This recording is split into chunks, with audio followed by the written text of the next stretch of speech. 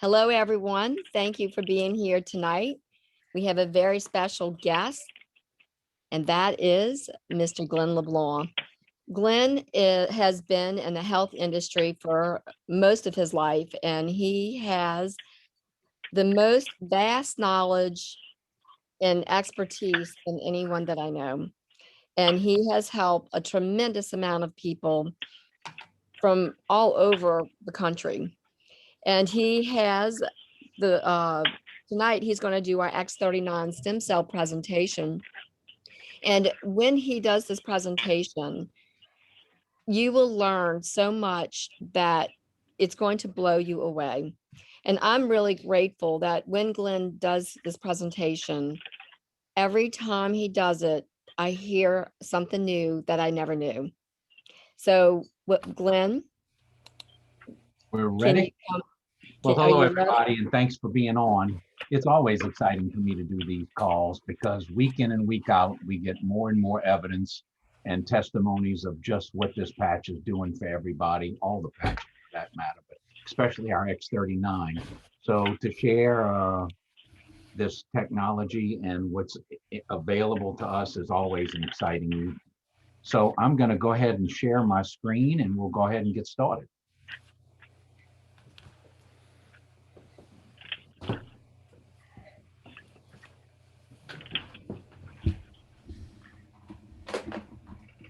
All right, can everybody see it? I can. Okay, we're good to go then. Okay. Well, the X39 stem cell technology has just revolutionized 30 years worth of trial and error and research and has brought the stem cell technology to the everyday and the average person in an affordable, safe way, which has evaded so much of the research and the way that stem cell therapies had been administered in the past. So with that, we'll just start. But in order to understand, we're going to talk about 4 different topics so that it gets in. Obviously, stem cells is where we'll spend most of our time. But phototherapy, the GHK copper peptide, of course, stem cells, and we'll finish with a specific structure of water that is very beneficial to how this works within our system. So, light waves. Understanding light waves is necessary to understand how this patch activates our stem cells.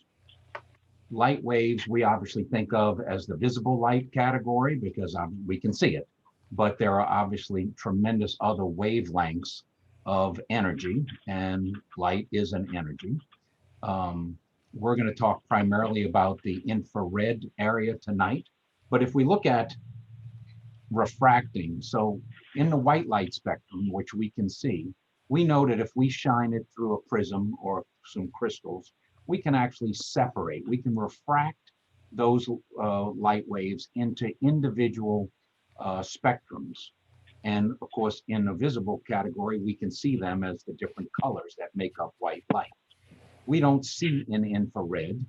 Obviously, some animals do. Our night animals see a lot of infrared. We can use infrared cameras, but refracting is an important part of our therapy works and in that infrared category. So if we look at an infrared image of somebody, now here's a camera that is seeing in infrared light and all the different colors or different wavelengths or temperatures actually in there. So it's showing a very warm spot in this person's back, different temperatures along actually give off different wavelengths. So we give off infrared, and infrared is heat. I mean, if our hand's in the shade and we stick it out in the sun, that instant heat that we feel is the infrared wavelengths. And so we give off all of the heat that our body gives off is in the infrared wavelengths. So that's one of the things. And of course, we've known for thousands of years that specific frequencies of light can cause changes within our body. Vitamin D, for example, some frequencies in the ultraviolet range cause nerve endings in our skin to produce what we know as vitamin D. And there are a tremendous amount of other chemicals that our skin produces. You know, I think sometimes we forget that the skin is the largest organ in our body. So it's just not a casing. It is actually an organ, and it has other functions other than just protecting us, our insides, from the outside elements.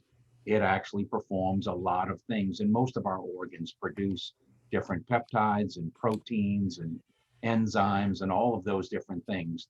The skin is certainly not different. Another frequency of UV light can cause the body to produce melanin, and that is the chemical that causes our skin to tan and bring color into it so it can help protect from further radiations. So the skin does a lot of things. And we work on that principle of light waves in the skin. So one of the peptides that is produced by our skin, if the right frequency of infrared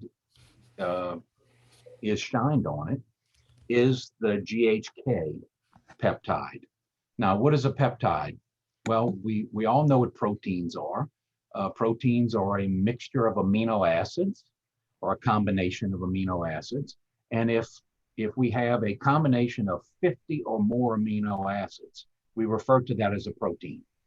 If it is less than 50, we talk about it as a peptide. So that's what peptides are. And in this case, we're looking at 3 different amino acids, the GHKs, that are bonding together to produce this peptide.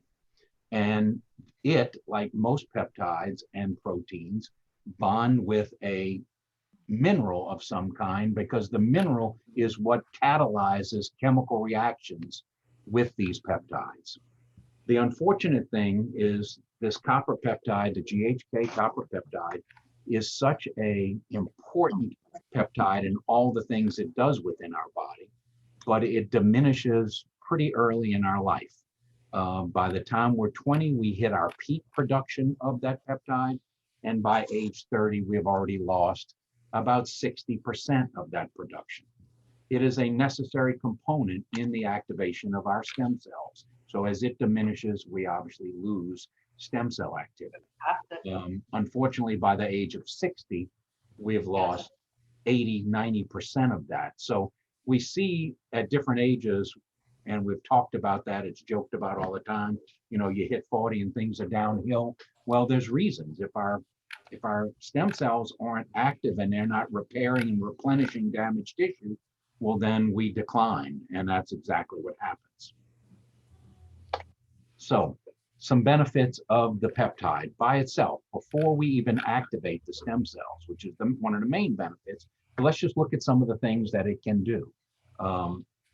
First of all, when our body produces it, it has no negative side effects. We don't produce more, and it never becomes toxic. And since our body's producing it, it produces it in a way that's very compatible with things. So it's incredibly important in wound healing. It can help protect the skin from UV radiation. So it's one of our natural barriers to radiation toxicity. It attracts immune cells to it. So it helps in our immune system, reduces inflammation, some fun stuff. It helps hair growth and thickness, and it can help prevent pain, even chemical reactions of anxiety and aggression. It's got anti-aging and skincare benefits that improve elasticity with the production of collagen, reduces photo damage, which is obviously fine lines and wrinkles, and improves the collagen matrix as our body builds collagen. And collagen is the largest produced protein in our body. It makes up all of our connective tissue, and everything in our body has connective tissue in it. Improves bone density, repairs and rejuvenates nerve connectivity within our brains. It's going to show you some important things in that as we go. Up and down regulates over 6,000 genes.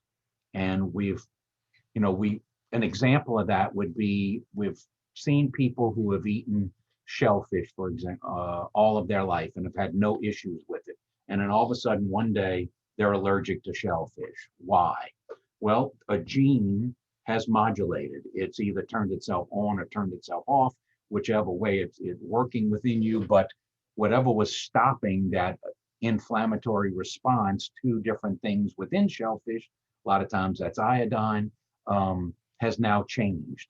So it changes because as we get older and the production of this peptide diminishes, then things will modulate one way or the other. So that's another really important one. Repairing tissue in people with COPD, and we're going to show you some pictures later tonight of exactly what it can do there.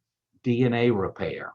We all get DNA damage from free radical damage, oxidation, and this is one of the things that our body uses to repair that. Nerve regeneration, vascularity regeneration. It has anti-cancer effects. It goes back to some of those gene modulations. Sometimes when genes change, then they make us more susceptible to cancer. This is actually able to bring and modulate those genes back to where they were in a much more youthful state. And one of the main things that we need to be concerned with, and we're going to talk about tonight, is one of those benefits is it stimulates the proliferation of exosomes production within stem cells. And that's how stem cells communicate. We'll discuss that. So let's get into stem cells now that we know how some of this is going to fit together. First of all, understand that stem cell research has exceeded research in every and any other research that has been done medically since the beginning of medical research. There are thousands of clinical trials being done right now. You're welcome to go to clinicaltrials.gov and read until your heart's content, because there's just not hundreds, thousands of them. We've also have heard, because it's been publicized and we've seen athletes that are very prominent, people like Shaquille O'Neal, Tiger Woods, Peyton and Eli Manning, who have undergone stem cell therapy. Peyton's probably the one that most people know the most about, and he broke his neck playing football. They weren't sure Peyton was going to be able to walk, much less recover to a point of being able to play ball. Now, he went to Germany to undergo the stem cell treatment that regenerated both the bone structure and the nerves that allowed his recovery. That therapy is not available here in the United States. And we'll talk about why the FDA has not approved some of that. But the other thing is it's incredibly expensive. They've spent in excess of $125,000, spent over 8 months in Germany receiving the treatment. So, as great as all the things we're going to show you that stem cells can do if they become active within our system, up until the release of these patches and this technology in administering and rejuvenating the activity of our stem cells, it just simply, very few people had the opportunity to partake in the technology. Very expensive, not covered by insurance, and so it just wasn't readily available. So the stem cell revolution all started with LifeWave and their ability to bring this technology to a different way of introducing it to the body. All of us would love to feel younger, live longer, and while we're alive, live younger. Not have all the aches and pains and the deterioration that age brings with it. Stem cells are the key to that because they can regenerate tissue and bring back things that have begun to dissipate and go away. They're a vital part of our immune system, and of course that has been very in everyone's mind over the last year, and we see people with good immune systems have survived this disease very, very well. Those with compromised immune systems are the ones who have had the problem. But if we look at, that has been obviously publicized, turn on a TV any day over the last year and it's all you hear, but so many other diseases that aren't put on TV day in and day out all have the same situation. People with compromised immune systems that have become weaker because of our age, then you are much more susceptible to a person that is much younger. So let's just get a real breakdown of what a stem cell is, some fundamentals. And They are a different kind of cell in our body. No, all stem cells, no matter the source and where they're generated, have three basic properties. Number one, they're capable of dividing and renewing themselves for long periods of time. And what we mean by long periods of time, our entire life, and not what we typically see our life as being. We're talking about capability of renewing. If we could live to 130, 140, 150 years, our stem cells could still regenerate themselves and renew themselves and be available if we could turn them on. They are unspecialized cells. And what we mean by that is they're not a lung tissue cell or a brain cell or a heart muscle or a liver. They are stem cells. But one of their unique characteristics is that they can specialize themselves. They can basically turn into any one of those specialized cells that they need to in order to do the repair. So they're critically important to things like bone, marrow, muscle, brain, all of those things that we can typically wear out over time. And if we don't replenish those cells as they wear out or die, well, then we start seeing that degradation happen to us. Now, the process that stem cells use to communicate, because we have two different types of stem cells within us, and that's a simplification of for the sake of our discussion tonight, but is the production of exosomes. So what are exosomes? So exosomes are the extracellular vehicles that mother stem cells create when they notice that there's been damage or an injury within our body. We give off chemical signals that identify that damage. Mother stem cells can collect that information. Then they create these little RNA packets. Now, RNA is it's the operating system of our DNA. So those RNA packets would then be produced specifically to repair that damage. They then extrude those exosomes out into the bloodstream. The worker stem cells, the messenger stem cells will actually capture that, and it programs them to follow the chemical trail back down to the injury or the damaged site or the wounded cell for whatever reason it was damaged, and to either repair it or replace it, turn itself into the cell it's trying to replace. Unfortunately, because of the decline in the copper peptide that we discussed earlier, it is a necessary component for mother stem cells to create exosomes. When it is missing or vastly diminished, they cannot create the exosomes. Consequently, all the worker bees, those stem cells that are sitting there waiting for the information to be told what to go do, they just sit on the bench. They never get in the game and start playing because they don't know what to do. It is critical for that process to happen.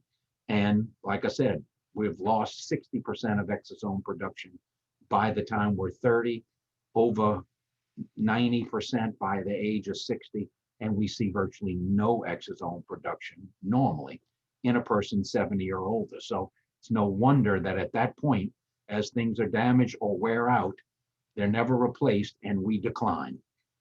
So it's critically important to find a way to bring those back into full production. And it is raising that peptide within our blood serum that does that.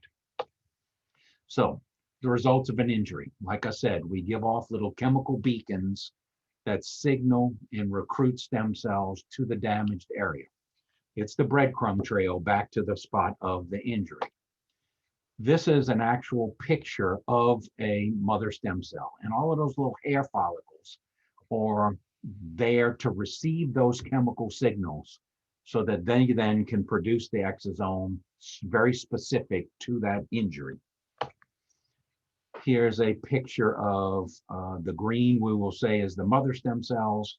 They produce the little exosomes, extrude them into the bloodstream, and the worker stem cells, the receptor stem cells, can grab them, program themselves to go do the repair. And repair that we didn't think just a short few years ago was possible. You know, if somebody wore out the cartilage or damaged the cartilage in their knee, it was thought that you cannot regenerate that. The only way to fix that problem is get a knee replacement. Or if we've had COPD and damaged lung tissue, that was lost tissue, nerve tissue that was damaged. The process of nerve transmission within our brains slowing as we get older, all of that we've now found can be regenerated, because the reason it was not being repaired in the past was the reduction of our stem cell activity. And now that we can stimulate that activity back to a youthful state of literally when we were back in our 20s at our peak, then that tissue can be repaired and we can regrow it in effect.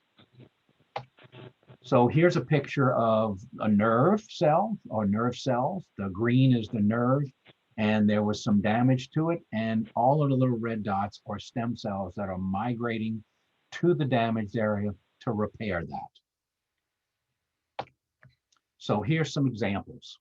So we're going to show you exactly what stem cell therapy can do. And I've chosen some studies that were done in the infancy of stem cell studies and in some of the original therapies that they were testing and working with. And here's a person who has neuropathy. Neuropathy is when nerve conductivity in nerves diminish, whether it be from an injury or it can be caused from high blood sugars. It's damage to the nerve. The nerve no longer conducts electrical signals to the area. The area doesn't have blood flow because that's a response that the nerves will trigger. So you can have pain, you can have a number of different things. So in our picture, here is before they implanted the stem cells, and you can see a little bit of activity in the left foot, but very, very little and virtually none, especially where there's toes missing. They didn't tell us how that happened, whether it was an injury or whatever, but the neuropathy is caused. And within 14 days of implanting exosomes into this area, the exosomes have stimulated enough activity to repair that nerve connectivity. And look at all the increase, and the increase even on this side of activity. And of course, the neuropathy then eases itself back. Here's some example of blood vessels, whether they be in hearts or in damaged muscle tissue. When we damage tissue and damage blood vessels, you have to regrow them in order to refeed that area with the proper amount of blood. And here are some examples of a picture of blood vessels before and then after the therapy. This happened to be about 24 weeks of therapy, and you can see all the increase of vascularity into that area.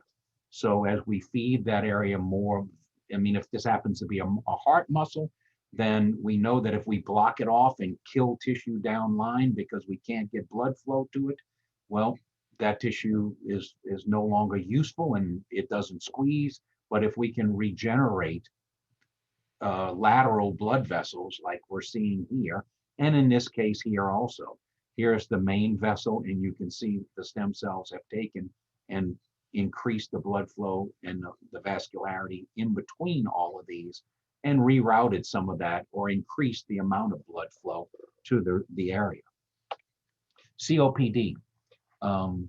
If we look at a healthy lung, we have the bronchial tubes that come down and feed these alveoli sacs, which are the little sacs that hold blood vessels that exchange the gas, give up CO2 from the blood into the air in the sac, and absorb oxygen from the air that's in the sac into the bloodstream. In a COPD patient, somebody who has damage, a few things begin to happen. A lot of times we will have inflammation within the bronchiole, so the bronchiole narrows. Whenever we have inflammation, our body responds by producing fluid, whether it be lymphatic fluid. We know that if we have a cold and we inflame our sinuses, we end up with mucus and different things. Well, that response happens throughout our body, whether we recognize it or not. But in the case of your lungs, if we then take a narrowed bronchiole that is already restricting airflow and then fill it with mucus, we can actually almost stop, if not stop, the flow of air to the area. And then if we have destruction of the alveoli themselves, then whether air gets into the lung or not, there's no sacs available to exchange the gas. That's then what starts to happen is CO2 levels begin to build in the blood. CO2 with water produces carbonic acid. So people's acidity levels increase. That does all kinds of damage. Um, we're supposed to be slightly alkaline. And as we become more acidic, guess what? We don't make as much of the GHK peptide. That tends to high acid environments tend to destroy the peptide even after it's produced.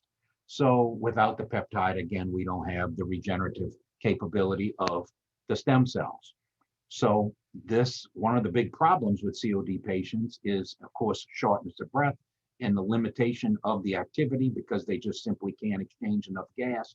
But as their blood oxygen levels diminish, organs throughout their body cannot get enough oxygen and they begin to degrade. And these people ultimately die of organ failure in different areas of the body. So to be able to regenerate that tissue is pretty remarkable. So here are some chest X-rays of the fibers, the scar tissue that's being laid down by this patient with COPD.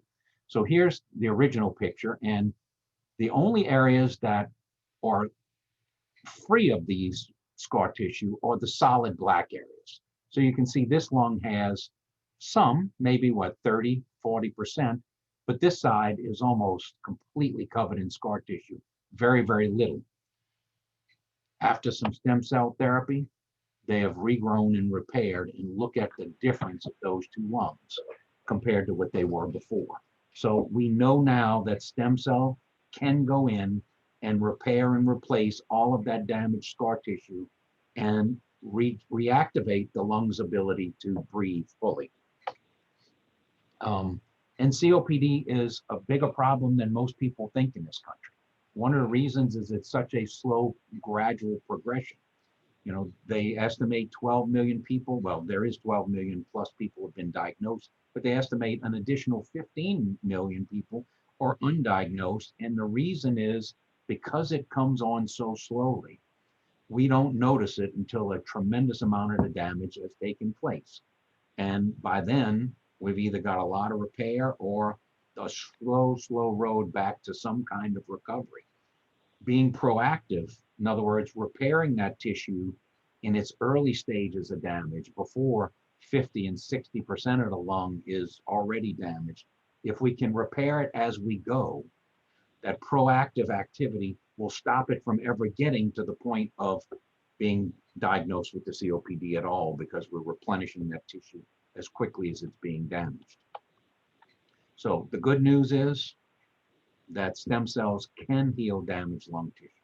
They can grow new blood vessels in areas. They can increase the nerve interaction and activity that causes neuropathy, as we saw in some of those neuropathy pictures. And it's just a matter of getting your hands on a therapy that could do it, and it being available to the general public. Another thing is rheumatoid arthritis. As people get older, and we talked about those genes modulating, and all of a sudden we start getting our immune system actually attacking our own inflammation, and we end up with with autoimmune diseases. Rheumatoid arthritis, RA, is one of them, cause tremendous damage to joints and disfigurement. Well, stem cells can remodulate those genes back to their youthful state to stop the response to the inflammation, and then actually reduce the inflammation by healing the damaged area. And the peptide itself reduces inflammation. So all of these things working in combination to bring tissue back to where it used to be, or prevent it from ever reaching that level of damage. So let's talk about prior to this particular technology hitting the market, which is only the beginning of 2019. So we're only 2 years into this availability, is how were stem cell therapies administered? Well, what they were basically doing is taking stem cells from umbilical cords. So umbilical cords are, first of all, readily available. Babies are being born every single day. They are highly active in the production of exosomes because the chemicals and the hormones within a woman's body during pregnancy that does all the things necessary to feed and detoxify and work and help build this new creature, the baby to be. Those stem cells are extremely active and right there in the umbilical cord. Understand that the stem cells in the umbilical cord are the mother's stem cells. They're not the baby's. Although there is an interaction, and the baby chemicals that are being produced within the baby actually can help the mother produce more activity with her own stem cells and help her get over some of the damage that just the pregnancy may cause her, the drain on the body. But anyway, they take and they look at stem cells that are producing exosomes. So they pick out the mother stem cells and then they culture grow those so that they can continue to produce. And one of the things they do is they bathe them in a solution that has the GHK copper peptide in it, so that they continue to produce exosomes, and then they capture all the exosomes, inject them into the injured spot, whether it be a knee or whatever. And those exosomes then trigger the stem cell activity. The only disadvantage is they're being produced without a damage signal. So the Petri dish doesn't know what the injury that of the person that they're going to inject them into is. So the exosomes are not specifically programmed to fix their problem. They're general. Now you're injecting them right into the area. They will stimulate some activity, and we see the results in those pictures that I showed you. The problem with this is it's expensive to do. It takes time, months to produce enough of those exosomes to be used. In some cases, depending on what they're trying to repair, it could take upwards of 3 injections, and those injections can exceed $10,000 a piece. So they're not covered by insurance. So again, not something that's available to the average individual, if for no other reason, financially. So those injections, as we said, expensive. They're risky from the standpoint of you're injecting something that is foreign to your body. Your body didn't make it. So sometimes your body will reject it. Now, the rejection doesn't show itself as a major rejection, like if you transplanted an organ and you rejected the organ, but it will reject, and actually your immune system will come in and kill off all of the freshly implanted exosomes, so you end up getting no response. There's a lot of controversy still because they have found different things causing some problems that they haven't been able to sort out. It's the reason the FDA hasn't approved so many of these therapies. For example, the FDA has approved the use of exosomes injected into certain places like your knees or different organs even that can help work, but they do not allow intravenous injections where they just travel the entire blood system and begin to stimulate because they found issues.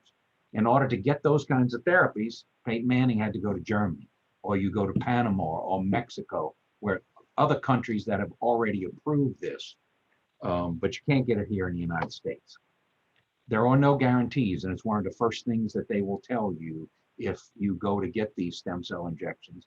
There's no guarantees because your body could, like I just said, reject them and kill them. So you may go through this whole process, spend all of this money, and get no results whatsoever. And they have a hard track record of about 20% failure rate. So if we look at other things that would be approved, when you start getting in the high 20% failure rates, those things don't get approved by the FDA. And it's the reason with that high failure rate, they haven't approved so many of these different stem cell injections. Now, here comes somebody who looks at the problem from a whole different way. We know, and the research has shown that the reason our stem cells are not active is because the diminishing of the copper production of the copper peptide within our body. So other researchers have tried using supplements of the peptide or injecting the peptide itself into people's body. The problem is, in both of those cases, it's not the same as the peptide that your body would create. So in a lot of cases, it's not compatible. There are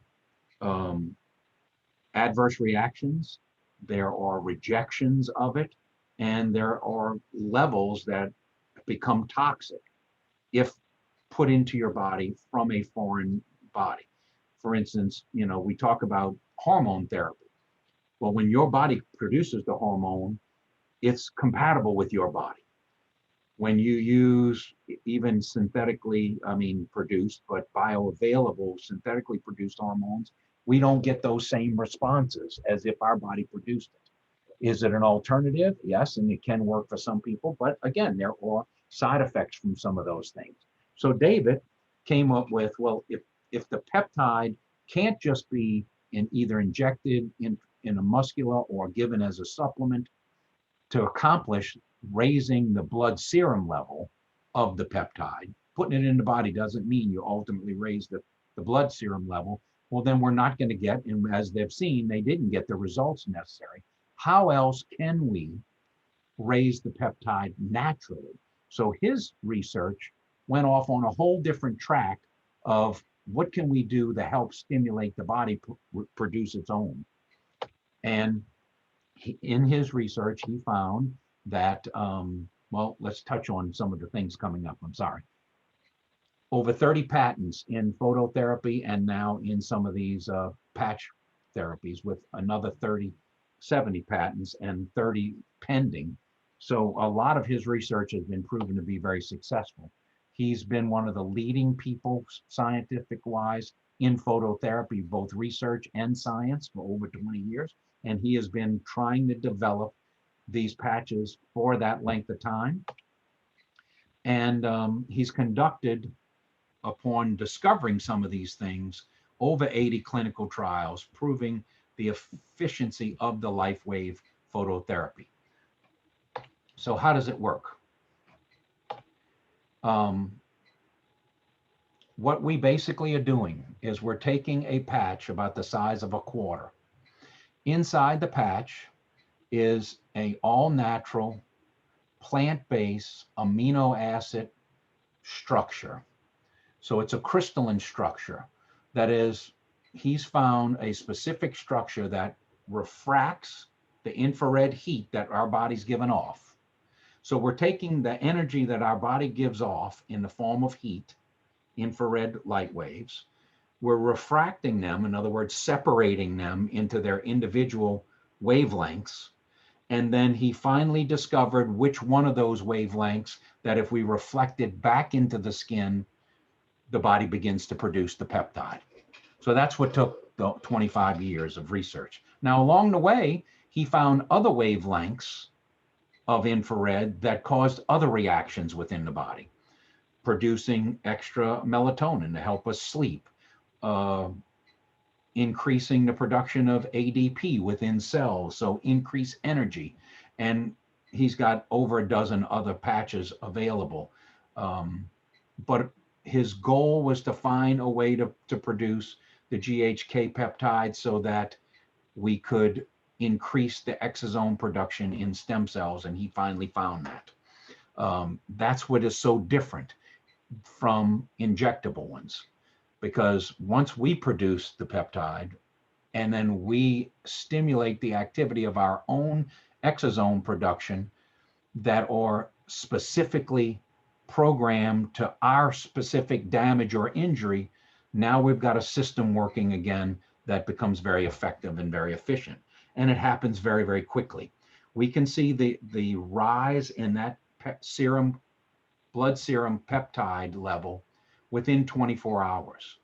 And as we saw in the beginning of the slideshow, all the different things that the peptide itself, and when I say the peptide, the GHK, even before it bonds with copper, have a tremendous amount of beneficial effects. It takes about 3 to 5 days for that production level to come up, and then the copper to make itself available to produce the copper peptide, and then we begin the stem cell activity. So it's why people can see positive results in as little as 24 hours, because we've significantly raised the GHK peptide in the blood system within that 24-hour period.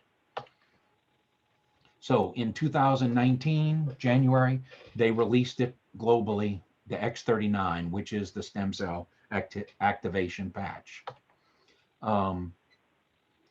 This brought the stem cell therapy technology to the everyday person all over the world. Doing what multi-billion-dollar companies, big pharma, have tried and are still trying to come up with ways of introducing stem cell therapy into people. Fortunately, David has patented this. This is not a way that they can do. We've got a 20-year patent on this. So it's a one-of-a-kind therapy, proven to be extremely safe. And in order to get a patent, understand what has to be done. You first have to show that you have produced a technology or discovery that is different than anything that had been brought forth before or discovered before. And then you have to prove that it does what you say it's going to do. So what did David say it did?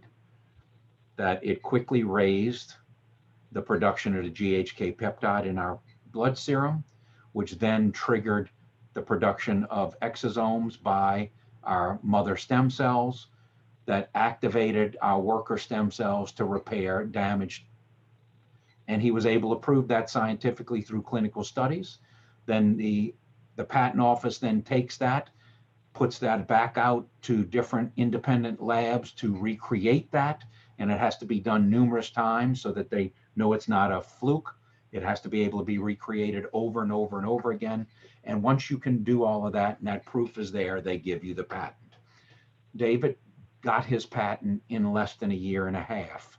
Most patents take 3, 4, 5, sometimes 10 years to get.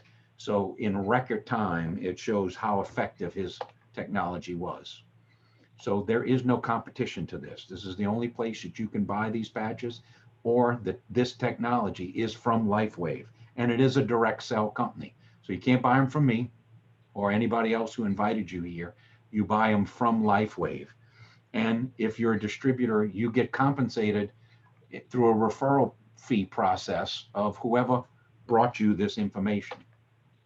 So you can look at X39 clinical trials. It's www.x39clinicalstudies.com, and you can look through the 80+ clinical trials that go into depth on all the different things they were able to prove that it does.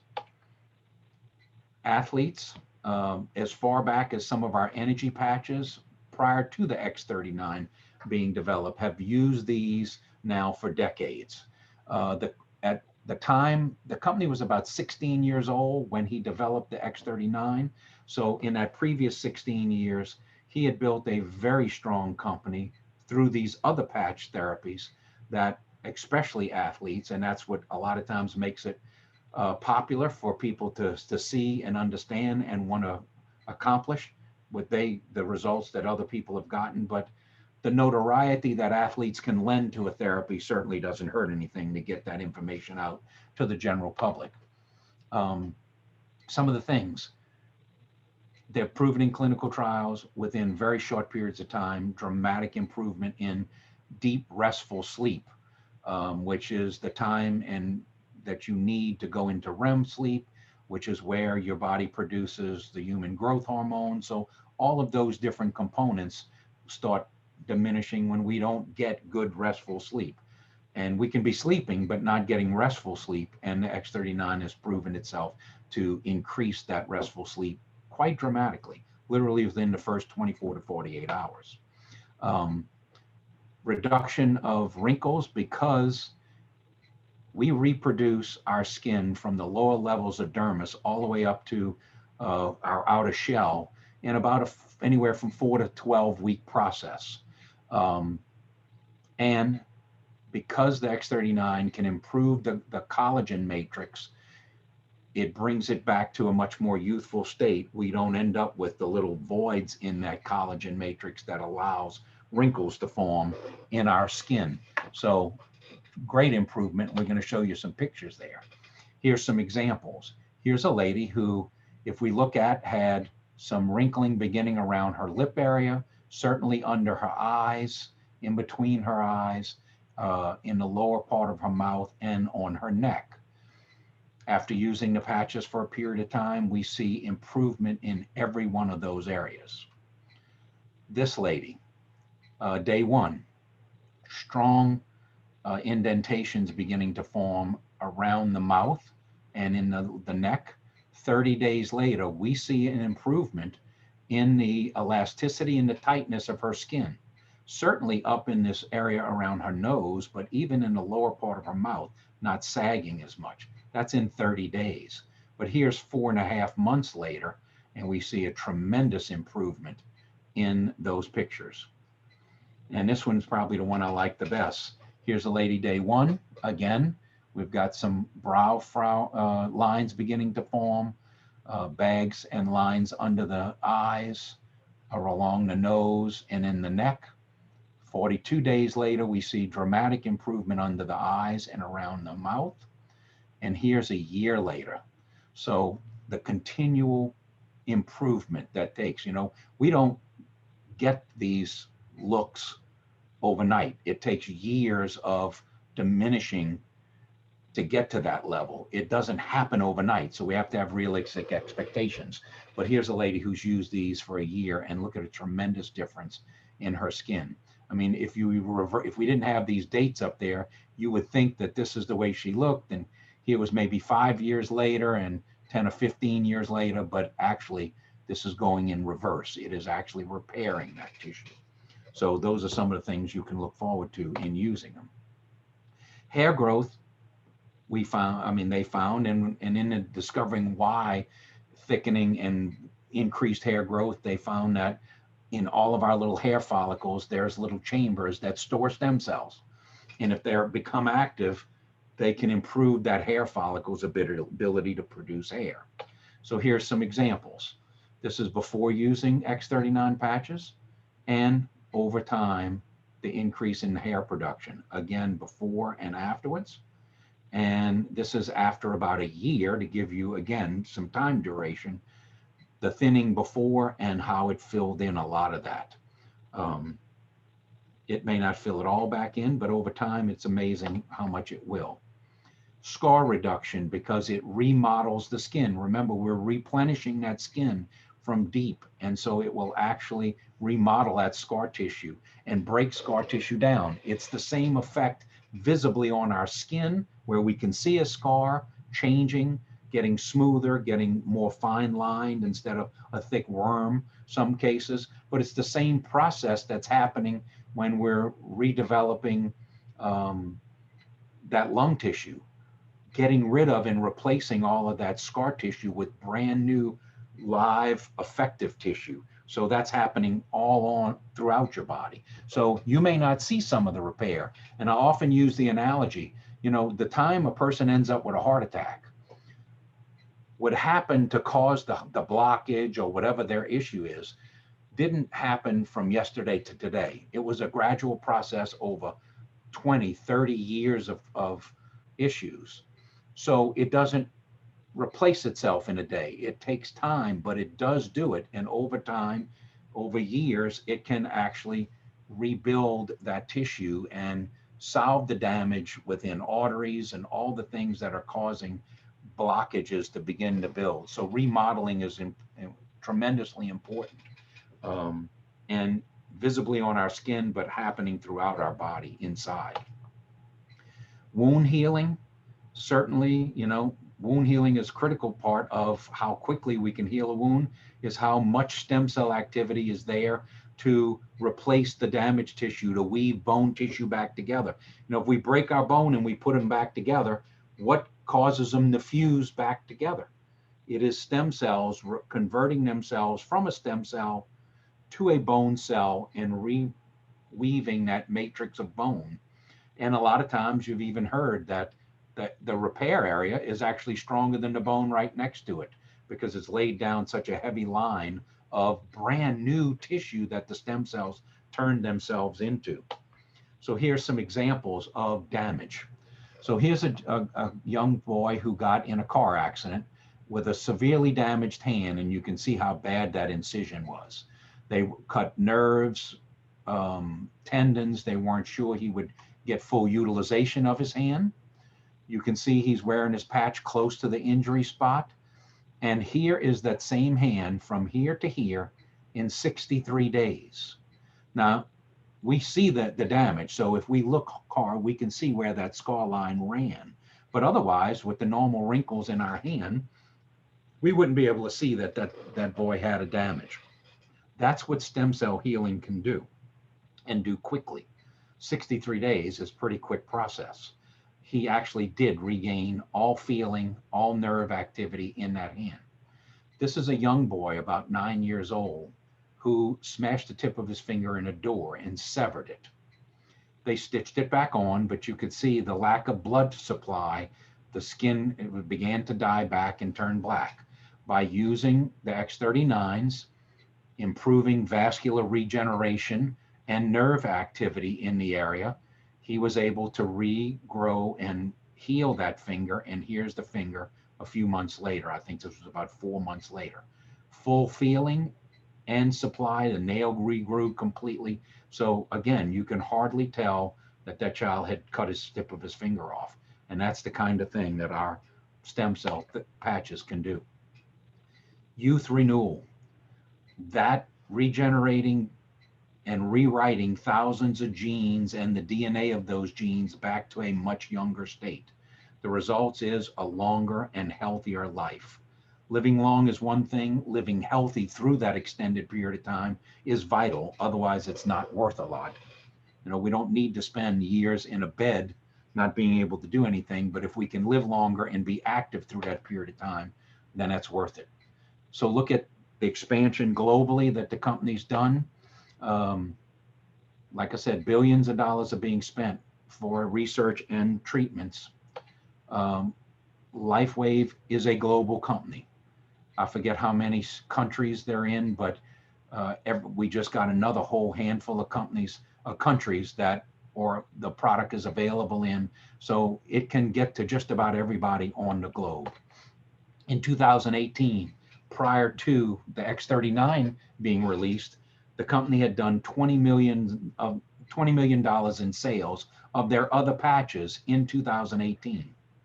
To give you an idea of just how remarkable a change the X39 patch became, that grew to $70 million in sales of patches, more than tripling the 2018's business in 2019. And sales were expected to, and they haven't given us final numbers, but they were expected to exceed 220 million in 2020. And from what I'm hearing, they may have actually exceeded that expectation. So rapid growth, and a lot of it coming from this remarkable technology of the X39 patches. So they're talking about within 3 to 5 years reaching $1 billion worth of sales. So this is what this brand has done. Those of us who have used it and have seen some of the remarkable results that it has done for us is why we're here tonight sharing it with you. I couldn't in good conscience not share the things that it has done for both me and my family. And we can go into some testimonies as we go through, but it's, you at least need to give it a few months try, if nothing else. So now, one other last thing that we need to discuss, and that is water. Because without water, sunlight, life can't exist. It's the two things. We need wavelengths of light, and we need to have water. We search for life around our solar system, and the way we do it is looking for water, because we know life can't exist without water. And dehydration is a big problem. For every 3% of dehydration, a cell loses 10% of its ability to do work. Now, if that work is a heart muscle beating, 3% is not a lot of dehydration to lose 10% of that ability. If it's an athlete trying to run, we can see the degradation as he dehydrates quickly in loss of productivity. We don't become thirsty until we're 10% dehydrated. We actually become hungry at about 5%. It's another way we get so much of our water through, or at least in our evolution, we got so much of our water through the foods we eat, raw vegetables and things. Um, and the structure of that water is very specific to our bodies being able to utilize it. So by the time we're 10% dehydrated and we get thirsty, we've lost 30% of the functionality of those cells throughout our body. Stem cells are cells. If we're dehydrated, even if we've stimulated their productivity, we still are going to lose their ability to do work if we're dehydrated. So being properly hydrated is a critical part of seeing just what these things can do for you. And unfortunately, the process of purifying water changes the structure and the charge on the water molecules. Now, I'm certainly not suggesting that we don't go through the process of purifying water. It's necessary, or we'd have a whole nother problem. And in order to get water, pure, clean water to a large sum of people like municipalities, it's necessary. But we need to at least recognize that we are changing the structure. And in doing so, the cell's ability to absorb that water changes dramatically. And we're going to show you just how much. The average amount of the typical waters that people are drinking actually only absorb into our cells at about 15% to 17%. And that's over a 3 to 4 hour period of time, leaving most people chronically dehydrated no matter how much water they drink. Think about it. The average person needs about 63 ounces of water in their cells every day in order to not be dehydrated. If we're drinking a gallon of water a day, and I challenge you to do that, most people don't come anywhere close. And I mean water, not not iced tea, not other liquids, water itself, because it's a different process. If you drank a gallon a day, 128 ounces, but you're only absorbing 15% of it, you can see we are dramatically low to that 63 ounces that we need. Because yes, it's going into our body, it's filling connective tissue throughout our body, but it never actually enters the cell, and I'm going to explain why in a few minutes. As we dehydrate, some of the results are increased acidity in the cell and a reduction in the body's ability to detoxify itself, increasing systemic inflammation throughout the body. The other thing is, and if you remember right in the beginning, one of the things that was said is the GHK copper peptide is pH sensitive. So it exists in higher numbers in a slightly alkaline body. Reaching optimal blood serum levels is dependent on maintaining a slightly alkaline body, or we can produce them and they will diminish before they can be used. So let's explain some of these processes. So if we take a water molecule, H2O, and through that process of purifying it, we actually strip electrons out of some of the valence fields around these molecules, causing them to try to share electrons from other water molecules, which causes them to clump together in large clumps of 16 to 30 water molecules at a time. In nature, whether you look at a plant that takes up water and uses the minerals within the water through the photosynthesis process to restructure that water, we end up with what is called electrolyzed reduced water. And that happens within plants. It happens in a number of different other processes throughout the planet. But what restructures that water is that activity will actually tear off one, or in some cases, both of these hydrogen atoms from the water. You're basically introducing energy into the water. Photosynthesis uses the sunlight just like a solar cell would do. captures that sunlight and transitions it into an electrical charge. And that happens within the plant. It's introducing electrons into the field.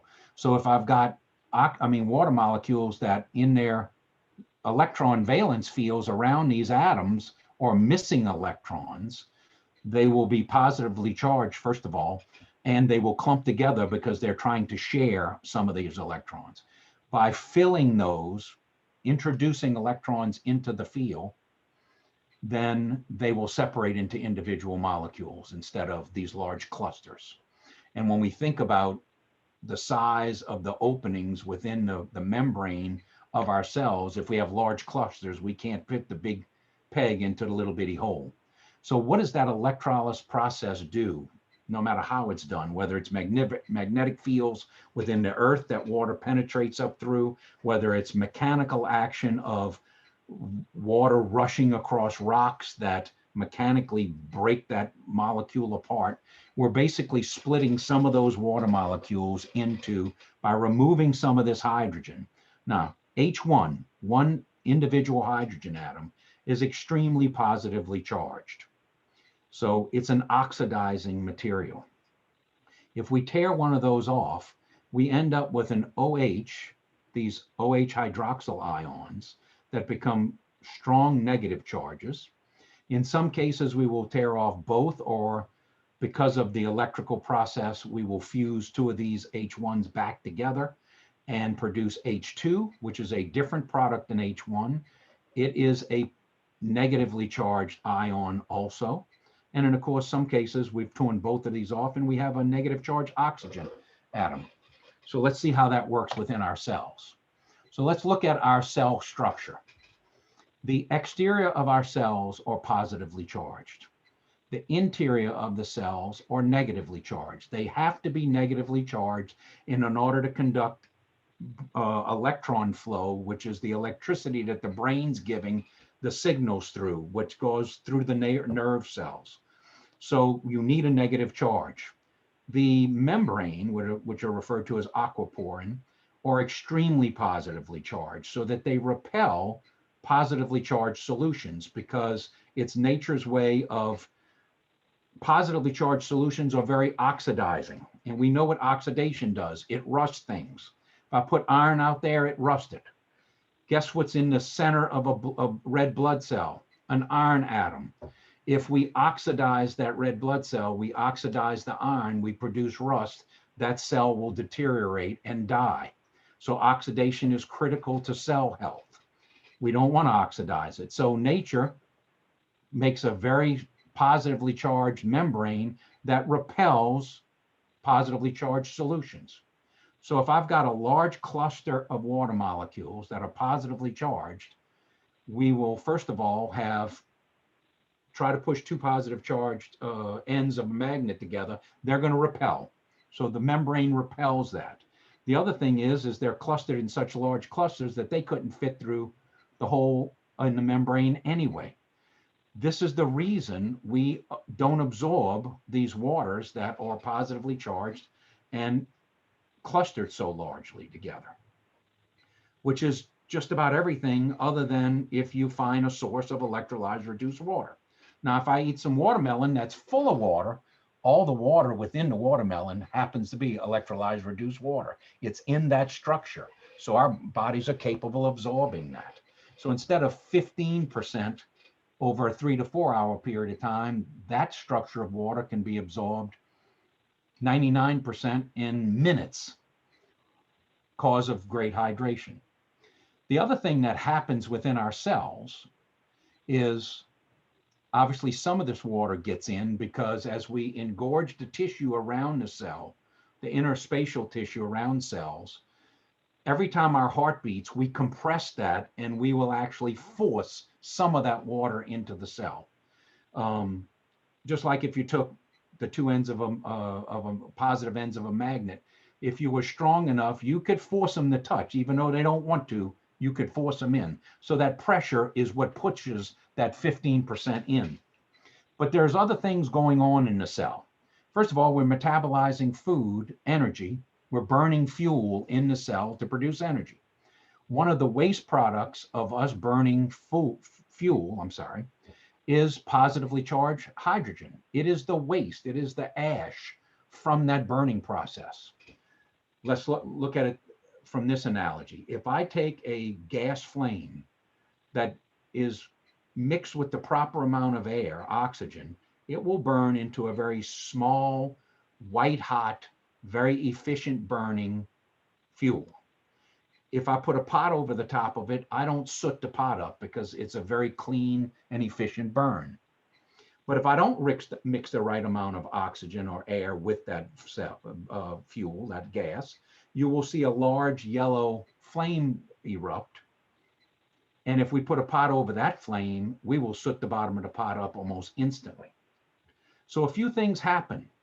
As we burn fuel in the cell, one of the waste products, just like if we burned a log, we'll end up with a little small pile of unburnable material, the ash, the waste. Well, in burning fuel in our cells, we produce positively charged hydrogen atoms as that ash and waste product. Since the inside lining of our cell is negatively charged, they stick to the wall of the cell, doing two things. As they increase in number, remember, the more positively charged hydrogen atoms we have in a solution, our cell is a solution in it, the higher the acidity, the lower the pH is.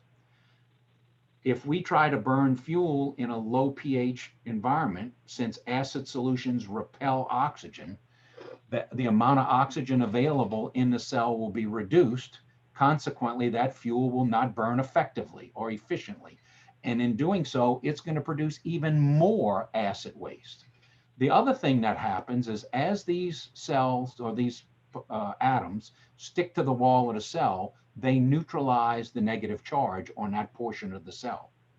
So the charge on the cell goes down further and further as it becomes more and more loaded with this acid waste. If it's a heart muscle, it's not receiving the signal from the brain to beat. And so we see people with high acid levels in their cells as they get older, and they need a pacemaker because the signal from the brain is not strong enough to penetrate the cell because it's lost its connectivity. The other thing is no matter what amount of water gets into the cell, these things are stuck to the wall. So when the water leaves, they stay, the cell stays acidic.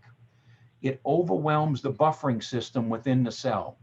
You know, doctors will tell you, and it's absolutely true, that our body has buffering systems designed to stop us from becoming very acidic, but we can overwhelm those buffering systems.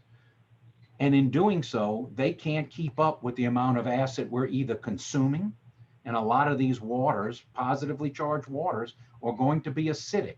They have higher levels. The reason they're positively charged, they have higher levels of H1 in them, and so they're more acidic. As we drink acidic solutions, then that is that much more acid that our buffering system has to buffer, and we can overwhelm them. As we fill these cells with all of this acid waste, we overwhelm the cell's ability to buffer it, and so that cell becomes more and more acidic. It doesn't stay slightly on the alkaline side. So let's look at the difference if we provide it with electrolyzed reduced water. Remember our structure. We've got some negatively charged water molecules. They have all of their electron valences full. We have some OH negative hydroxyl ions and even some oxygen, negatively charged oxygen. They, because all of their electron valences are full, they are now not trying to share those electrons. So they separate into individual ions.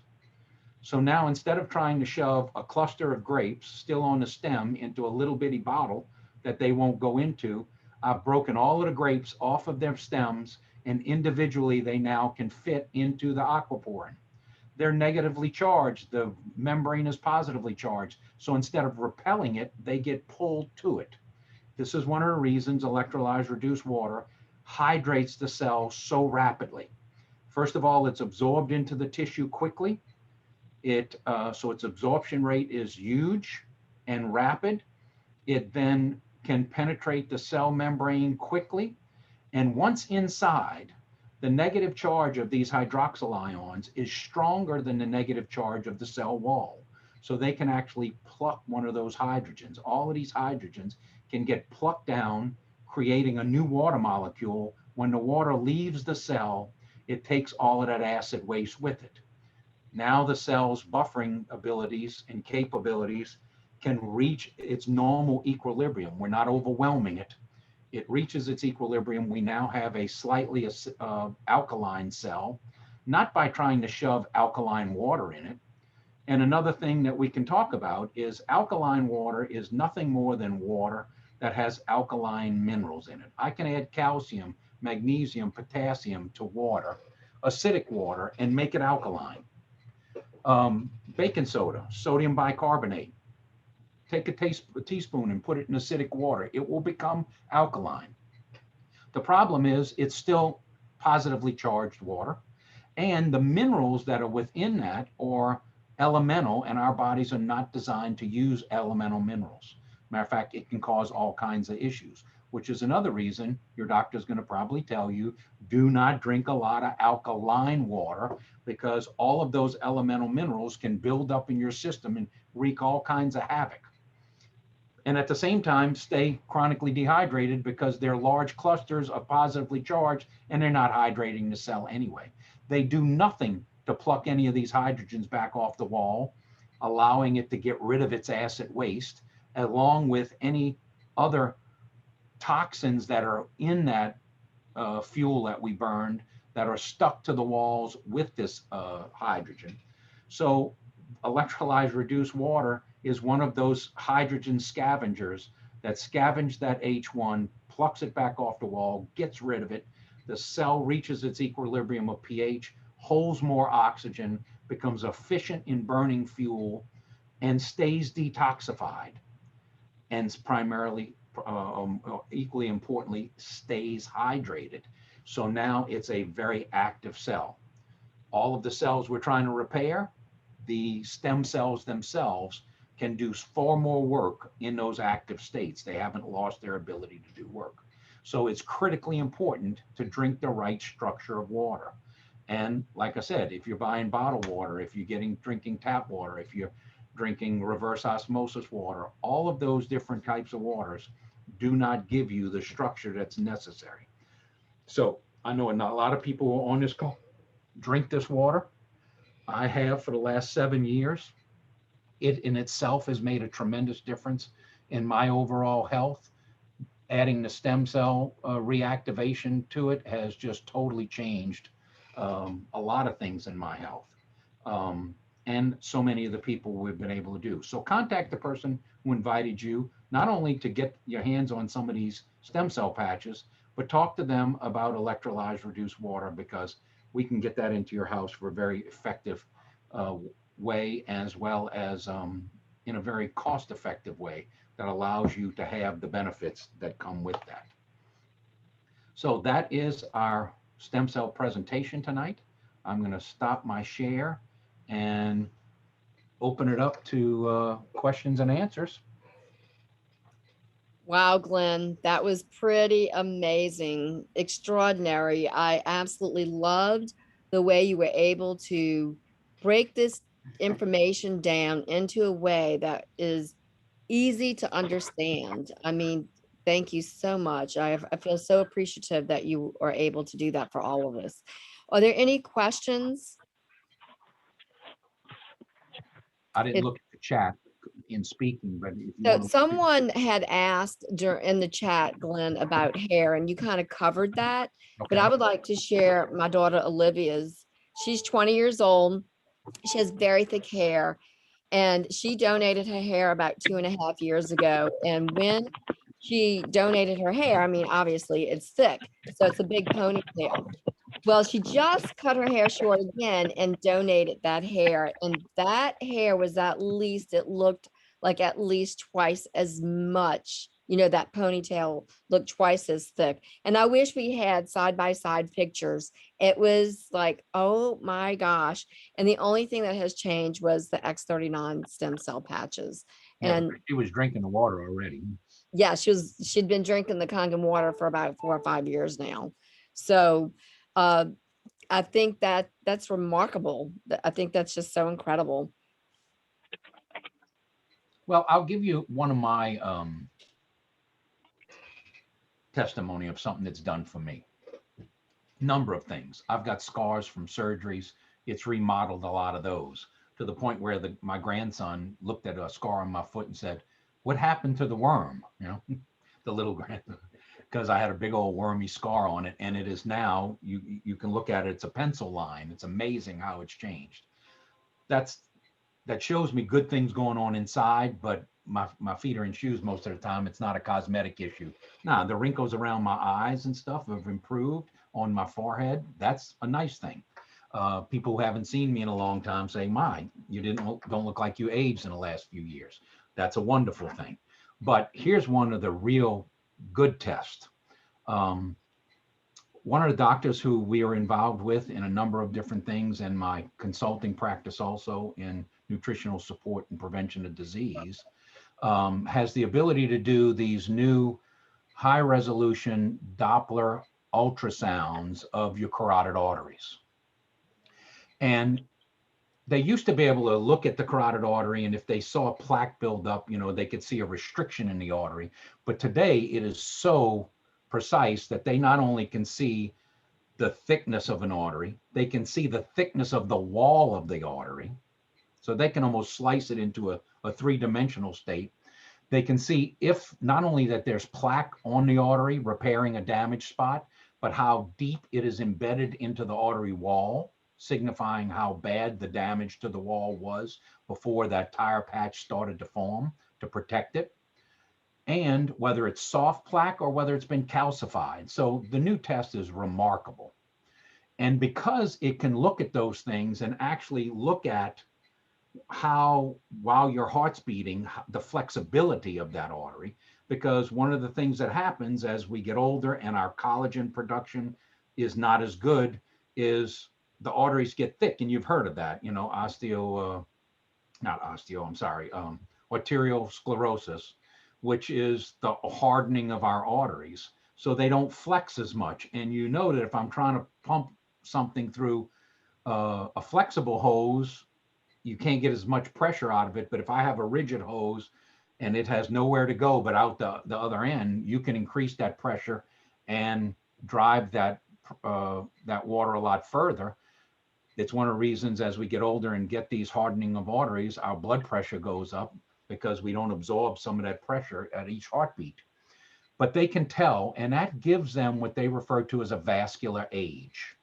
So they can tell how much flexibility is in the artery. So when I had the first test done, they looked at it and said, expect your vascular age to be close to, if not a little older than your actual age. Number one, your heart's been beating at least 9 months before you got here. So that's a little older than you count right now. But the other thing is all of the things we eat, our environment, everything else can damage those arteries. And so they can be a little older than you would expect. So if it comes back a little older, don't fright. That's what to be expected. And mine came back right about my age. So I was happy with that. It was within a few months of my actual age. Then 3 months later, we repeated the test. And I had been on the X39 for those 3 months. So I'm 67. I was 66 when we did this last year. And it was showing close to 67 to 68 of what my vascular age was the first time. The second time, and there was small amounts of plaque in one of my carotid arteries, not a lot, less than 5%, but it was there. And on the second test 3 months later, my vascular age had reduced to 46 because of so much increased flexibility of the artery. And all of the plaque was gone. So I was able to repair whatever damage that plaque was trying to patch. And so then the plaque dissolves away and goes. So the improvement in my arterial health, which is everything, my heart, be able to feed the heart, everything has improved dramatically.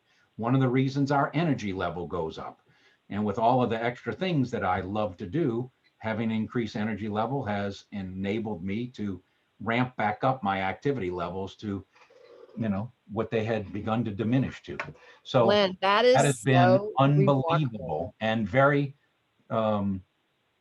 we could see that change. That was very measurable. And those are the kinds of the things I'm telling you you can do to prevent some of these things from continuing to deteriorate to a point where they cause you a problem. Glenn, that is really remarkable. I mean, that is one of the best. Not only is it a scientific study, sort of, but it's someone that we know that actually had this wonderful experience. Well, We and the have, reason I did it to myself is because one of the clinical trials that David had done was on arterial age. And Mhm. they showed that within just a few days of wearing the patch, you started reducing arterial age.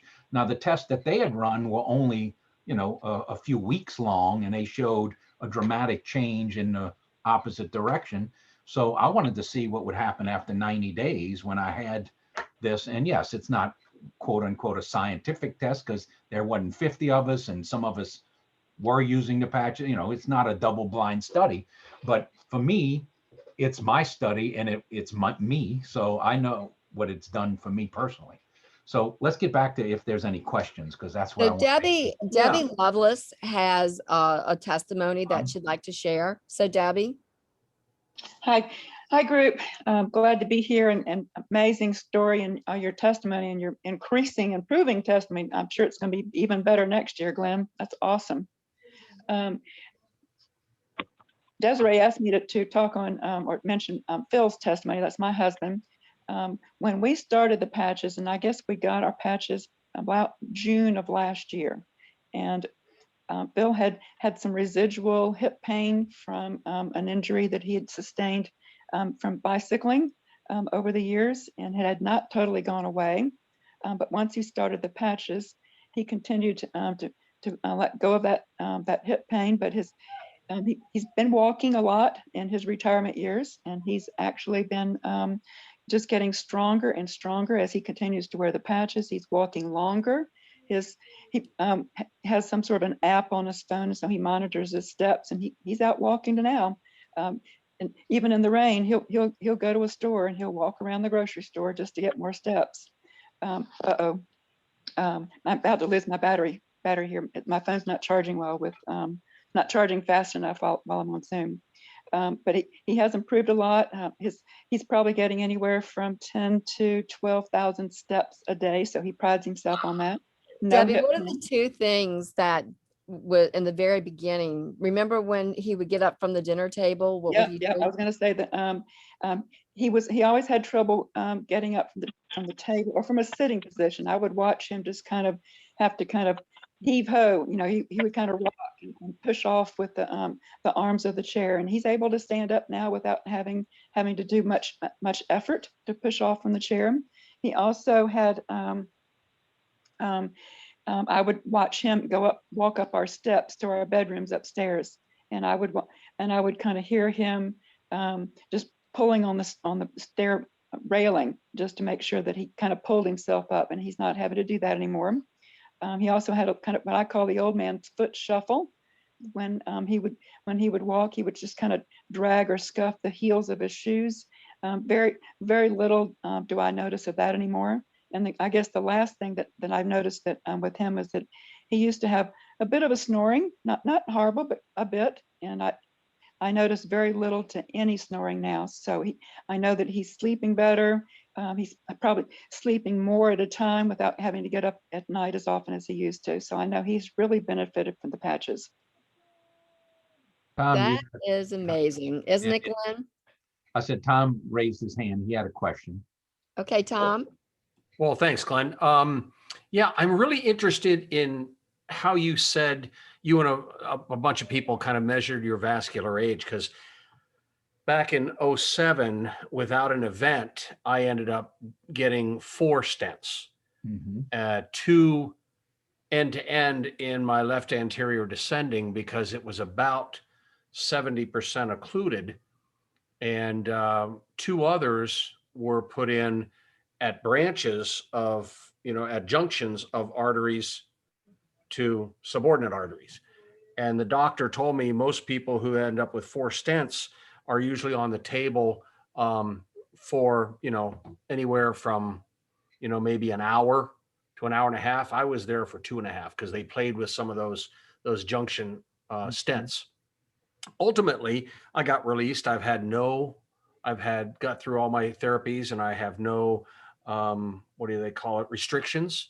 I've gone out on 30 and 50-mile-an-hour bike rides and done all kinds of stuff. So, knock on wood, I feel good, but I'd like to get one of these vascular tests to find out what my cardiologist, I understand that from looking at some Google stuff that insurance really doesn't pay for that.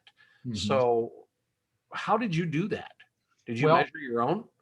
I've got some doctors who are part of not only Enagic but LifeWave now, who have a Oh, clinic right over here on Causeway in Metairie.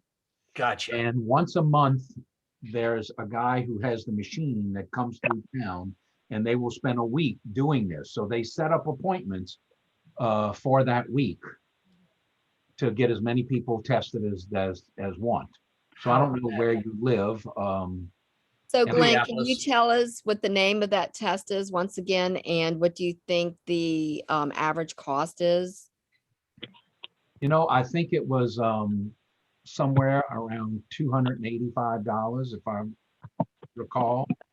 Was So it the it wasn't Framingham test? absurd, I'm sorry. Was it the Framingham test or Framingham estimate, or was No. it a pulse velocity? That I'm not positive. I'd have to think. If I had to guess between of it, I'd think pulse velocity, but I'm not positive. Yeah, it's a pulse I can wave. find that out. Yeah, it's a pulse wave velocity test or a carotid intima media thickness measurement. And Yeah. I don't know. Well, And they then- did it on the carotid, oh, okay. and Intima because media. that's a good indication of what's happening in vessels all over. So Yeah, it's right there, Uh, right? yeah, it's right there. It's close to the skin. They can get a good thing. But I can talk to Dr. Karen and find out when they're doing it and what's the name of it, so that because I think they might do it in Shreveport also. She also has practice up in Shreveport. So again, I'm not sure where all of you all are, but she can at least tell us what it is, and you can find, or she may be able to tell us who in your area might do it. Yeah, my cardiologist probably would, and I'm way up at the other end of the Mississippi, Glenn. Okay. I'm up in Minnesota, so Okay. Well, but like I said, the person who comes around and does these tests, he's pretty mobile. He would probably be able to tell us who does it in your area. So I'll get on that and find that out for everybody. what I'm going to try and do is, and this is what I was texting with or chatting with Desiree earlier, is I went to try and save the YouTube recording of what you did back in earlier in April, and I wanted to kind of share it, a link to the YouTube with my cardiologist or Mhm. maybe the PA that supports him, and say, what do you folks think about this? And would you be more interested? I'd be happy to try and get you turned on to it if you think there's some validity for your practice. Mhm. And so I'm going to try that and start walking Yeah. down the path to get myself tested. I feel great. I've been on in June. It'll be a year for me too, and I didn't have any problems before, or at least I say I'm numb from the neck up, so I didn't really feel anything. Well, I've used some of the recordings that Desiree's done. I've asked her, people have said, send it to me the next day. I've saved that YouTube link, and if I talk to somebody and they want more information, I send them 2 videos. The first one is the what is it, X39? No, it's not X39 Health anymore. They changed that. I forgot. Stem Cell Health.